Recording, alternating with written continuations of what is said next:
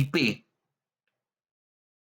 Conforme la disponibilidad que yo tenga hoy en casa, es bastante común que tengamos una computadora y varios celulares conectados al mismo router. Entonces, el router nos asigna un IP. Por eso es que yo hacía un apartado, quería diferenciar, chicos, y que presten especial atención, entre lo que es una IP, ¿sí? Cuando yo les decía que es una dirección lógica, ¿por qué?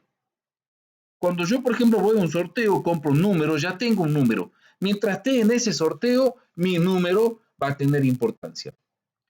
Pero si soy una persona a la que le gustan mucho los sorteos, cuando vaya a otro sorteo, voy a tener otro número. O sea, tendré otra IP en ese momento. Por eso es que hablo de direcciones lógicas. ¿Sí? Lo que hacen los routers, y a veces nos confundimos, ¿sí? Es asignar dinámicamente, por eso tiene DHCP habilitado, asigna dinámicamente una IP, una dirección lógica momentánea. Pero si no hay mayores conflictos, la mantiene durante mucho tiempo hasta que por ahí necesita cambiarlo, ¿sí? Pero generalmente, por ejemplo, si nosotros tenemos este Dynamic Host Protocol Control, sería la traducción, ¿sí? Protocolo dinámico, control de protocolo dinámico de direcciones, algo así, ¿sí? Esto lo que hace es le asigna una IP automáticamente a cada dispositivo. Y eso está bueno ¿por qué? Porque claro, yo tengo hoy mi PC con una IP, mi celular con otra IP. Mañana me compro una consola de videojuego este controlador dinámico de direcciones le va a asignar una IP cualquiera que encuentre disponible. Podríamos nosotros establecer una IP en forma fija. ¿Qué quiero decir? Que nosotros podíamos ponerle una IP a cada componente, sí, nosotros podríamos hacerlo manual, que quede fijo siempre, pero necesitaríamos en todo momento, cada vez que traigamos un dispositivo, establecer esa IP en forma manual. Eso, acá observen, tengo estas conexiones, esta es la de Ethernet, la que me interesa, voy a propiedades, ¿sí? Y observen que acá dice habilitar protocolo de interfaz versión 4, sí está tildado, la 6 también, por eso es que me da las dos direcciones, ¿sí? Y voy a ver donde dice a ver propiedades y observen acá, obtener una, voy a tocar donde está IPv4, donde observen, obtener una dirección IP automáticamente, ese es el famoso Dynamic Host Protocol Control, ¿sí? Que es el que, como les decía recién, les va a asignar una IP automática. Ahora, si yo necesito que deshabilitar este protocolo y poner las IP, cosa que no recomiendo, tendría que hacer clic acá y empezar a escribir las famosas direcciones IP y máscara de subred que ya vamos a ver en otro curso. Entonces, ¿me conviene a mí usar DHCP? Sí, me conviene. ¿Por qué me conviene? Y porque yo me despreocupo de estar todo el tiempo encargándome de establecer una dirección o tal otra y demás. Ahora, si las IP son direcciones lógicas que nuestro router las asigna en forma automática mediante DHCP o nosotros las establecemos en forma fija, controlando que no se choquen, no tienen que repetirse dentro de un entorno LAN. Entonces, ¿qué son estas cosas que me aparecen acá? Dirección física o MAC. Justamente, como verán, acá hay diferentes componentes y cada componente tiene su dirección MAC. La dirección MAC, si es un código que contiene cada componente electrónico, ¿sí? Cada componente electrónico con capacidades de comunicación, ¿sí? Es una dirección que en teoría no se puede modificar y es una dirección que utiliza, ¿sí? Los protocolos IP para poder asignar o asociar esa IP con esa dirección física real. A ver, veamos un ejemplo. Yo tengo 3 dispositivos conectados a mi router, un celular, la Play y la PC. Las IPs, por ser lógica, podrían cambiar todo el tiempo, ¿sí? Lo que no podría cambiar son las MAC de cada dispositivo.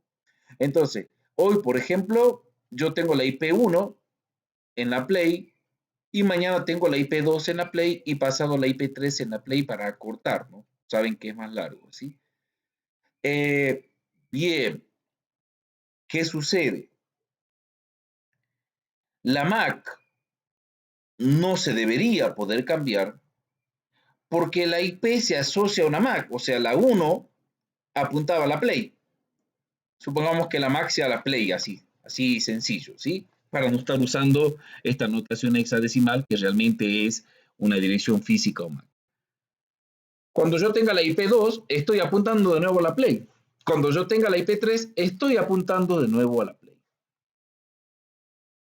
Entonces, manejamos diferentes IPs, sí, pero las IPs son lógicas. ¿Por qué entonces tenemos IPv4? Y porque nos permite conectar 4.000 y pico de millones de dispositivos. E IPv6, y bueno, porque a medida que más puntos de comunicación aparecen y vamos a necesitar más direccionamiento de protocolo, ¿sí? Bien, hasta acá un poco de resumen de lo que hemos visto y el modelo OSI. ¿Qué más tenemos acá? Vamos a ver. Bien. De más, me está a decir que es más fácil leer una una IP privada, sí, que una IP pública. Y ya que estamos, sí, voy a activar algo que ya hemos visto en alguna clase, sí, que es una VPN para saber cuál es mi IP. Entonces voy a escribir mi IP y vamos a obtener una IP pública mentirosa porque tengo activado el VPN, ¿sí? ¿Cuál es mi IP? Observen que mi IP pública es esta IP, que me dice que yo estoy en Estados Unidos, ¿sí? Que mi proveedor es Fortunic Network, ¿sí? Mentira. Esto es así porque la VPN le dio a mi router esta dirección de IP. Le asignó esta dirección de IP que es de Estados Unidos y voy a geolocalizar y más o menos me va a ubicar a dónde estaría conectándome yo para salir al mundo, ¿sí? ¿Cuál es mi proveedor de servicio de Internet para salir al mundo? Esto es una IP pública. Es muy diferente a mi IP privada. Observen que yo estaría dando la clase desde este punto geográfico, la ciudad de Ashburn, ¿sí? No conozco nada de Estados Unidos, pero bueno, eh, digamos que yo estaría básicamente en estos momentos saliendo al exterior desde esta ubicación. Justamente cuando yo les hablaba de que íbamos a hacer un resumen de todos los que hemos visto, este concepto que les estoy dando termina de resumir justamente el famoso uso o no de VPNs. Si yo estaría utilizando no estaría utilizando VPN, mi IP pública sería la real. Y eso es peligroso porque pueden rastrear y demás, ¿sí? Tengan en cuenta lo siguiente, las IP son lógicas y cambian, sí, constantemente. Las MAC, no. Las MAC son direcciones físicas de cada componente y por eso es que eh, existe el término brabaneo o briqueo. ¿Qué es lo que pasa? Claro, yo entro a jugar un juego que no lo compré o que lo compré ilícitamente, mejor dicho, y me banean o me... ¿Qué quiere decir? Que como ellos saben cuál es mi MAC gracias a mi IP, cada vez que yo me trate de conectar y se establezca una comunicación con mi computadora, al saber mi dirección física, me van a echar de esa partida porque se dieron cuenta que yo era un pirata o lo que fuera.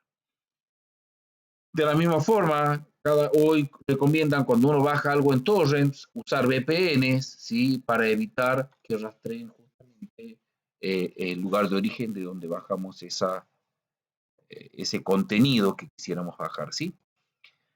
Bueno, chicos, espero que este pequeño resumen, si les haya hecho entender un poco más de este famoso mundo de las redes, ¿sí? En la clase que viene les mostraré la manera de convertir eh, estos datos, tanto este IP que se ve acá, que viene a ser de la versión 6, ya se dan cuenta enseguida por qué, ¿verdad? Porque está en hexadecimal y tiene 8 segmentos, ¿sí? ¿Cómo vamos a convertir? Observen, podemos ir de 0000 hasta FFF, como en el otro de 0 a 255, ¿sí? Les voy a enseñar cómo convertir. Acá está, observen la cantidad de puntos que podemos direccionar. Esto sería el número que yo sinceramente no sé leerlo, ¿sí? Es muy grande.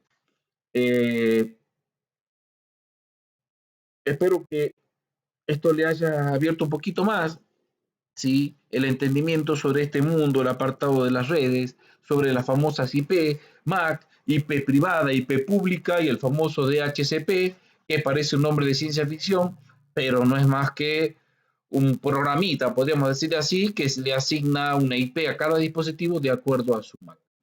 Entonces, de forma eh, automática, nosotros evitamos tener que ponerle una IP a cada dispositivo. También es importante entender que las IP no son direcciones físicas, sino direcciones lógicas, ¿sí? Que usan las direcciones físicas, ya saben que son las MAC, para poder asignar una dirección pública y de esa manera comunicarme con el router. Ahora el router sabe a quién tiene que redirigir algún segmento de datos, ¿sí? Dentro de mi propia red. Y gracias a la IP pública, el resto del mundo sabe quién está haciendo una solicitud o quiénes, a través de qué router, ¿sí? A través de qué proveedor de servicios de Internet y hacia dónde. Recuerden que el modelo OSI no es un protocolo, sigue siendo un modelo y lo que acabamos de ver es una en profundidad, un poquito más, si estas tres etapas, la de red, que recuerden es manejada por los protocolos de Internet, la de transporte, ¿sí? Que es manejada por el TCP, UDP o lo que fuera, protocolo de transmisión de datos, de segmentos de datos, y el famoso enlace de datos, que en nuestro caso va a ser, a este nivel trabaja más bien el router, ¿sí? O algún programita que se encargue de asignar las IP para esta red. Espero que con el repaso que hicimos hoy, ya recibamos la semana que viene mucho más preparados para seguir avanzando en este mundo de las redes y las comunicaciones. Un mundo que es amplio y que con lo que hemos visto no requeriría tal vez de mucho más, no es aplicable el resto, pero vamos a seguir avanzando porque tal vez alguien por ahí se le prenda la luz o quiera trabajar sobre redes, ¿sí? Y por qué no poder hacerlo. Recuerden que no solamente buscamos preparar profesores, sino gente que pueda eh, trabajar en cualquier organismo, medio o desde su casa de forma remota, pero con conocimiento y con total profesionalismo. Espero que les haya gustado esta clase y como siempre quedo atento a cualquier consulta. Bueno, les comento que actualmente estoy sin celular, eh, se me rompió, así que, eh, bueno, saben cuál es mi correo, me escriben cualquier cosa, sus dudas, lo que fuera, sus comentarios y como siempre, abierto a sus necesidades. Muchas gracias.